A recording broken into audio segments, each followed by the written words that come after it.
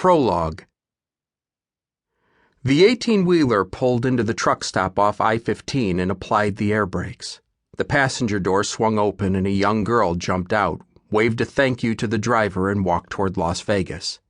She had a small backpack thrown over one shoulder of her denim jacket.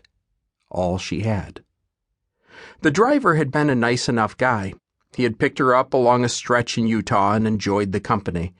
He said that he had a daughter back in Memphis and that he couldn't imagine seeing her walk the roads out west at her age. When they pulled into Vegas, he handed her $40 from his beat-up wallet. "Here, take it." "You don't have to." "No arguing now, here." They both knew that she needed it more than he did.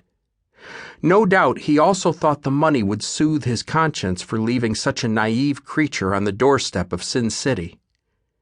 She walked most of the afternoon through the boarded-up streets northeast of the Strip, thumbing the buttonholes on the jacket she held and wiping the sweat from her brow, the desert sun turning her shoulders red. She met the few catcalls and periodic requests for spare change with downcast eyes and silence. She was scared. This was not what she had come out west for. Night crept in and the sidewalk shadows grew more menacing. She stepped into a party store and grabbed a can of Coke and a stick of beef jerky. She waited in line behind a fidgety man, undecided on the best choice of liquor under $5, which he then paid for with 2 crumpled bills and a small mountain of change pulled from his sagging pants. Under the white light of the store awning, she sat on the sidewalk and ate her dinner. The girl checked into a run-down 50s motel that was half vacant. She did not want to sleep outside tonight. Not here. "You 18?" the desk clerk asked as he wiped some crumbs off his stained wife-beater t-shirt. "Yes," she replied without eye contact. "Uh-huh." He slid the key to her and snatched up the $20 bill she laid on the counter. She went to room 7. Lucky number, she thought. She took a shower and pulled out a shirt from her backpack. It was dirty, but still cleaner than the one she wore on the way in.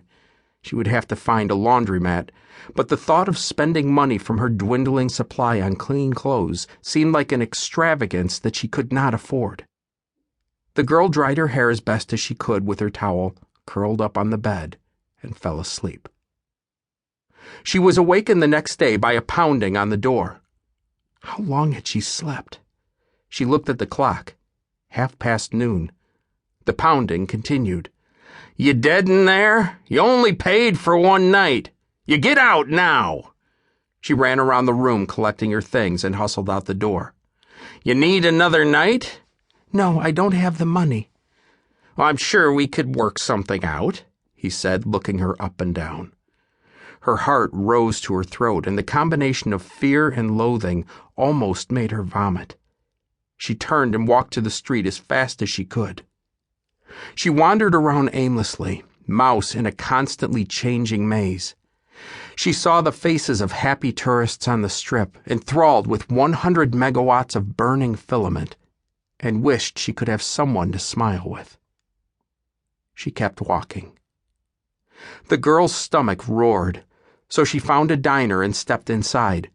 She walked to a booth and sat down, grabbing a laminated menu. A middle-aged woman approached, sporting a classic Mel's Diner uniform, and looked her over. My, you look like you've been through some things," the waitress said, tapping her pad of paper. "What can I get you?" Some toast and some water."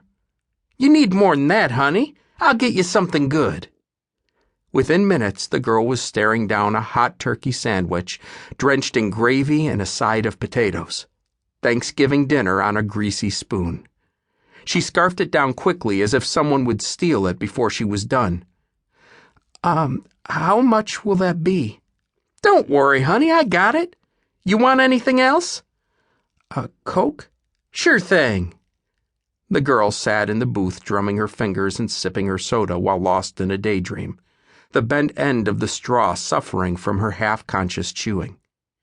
She paid little attention to the people coming and going from the diner, and did not notice the man who sat down at the table next to her, nor did she seem to notice his constant staring.